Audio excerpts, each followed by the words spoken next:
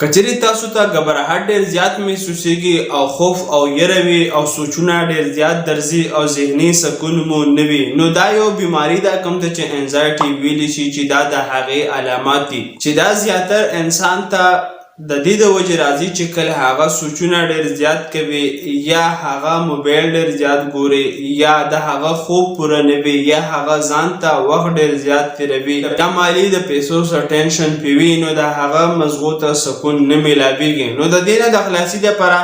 تاسو ته ضروري ده چې د دې د وجوهاتو نه ځان بچ کړي او تاسو آرام وکړئ او خوب که چېرې ستاسو کم وي هغه تاسو پوره ساتئ او د موبایل استعمال تاسو ډېر زیات کم کړئ او که چېرې بیا هم تاسو ته ګبراهټ ډېر زیات محسوسیږي او د زړه دړکن مو زیاتیږي، نو په دې دوران کې تاسو چې کوم خپل ډاکټر وي کوم ته چې سایکالوجست ویلی شي نو د هغې سره تاسو ته میلاوېدل ضروري دي. او دې نه علاوه که چېرې ستاسو وجود ډېر زیات ستړی او ستومانه وي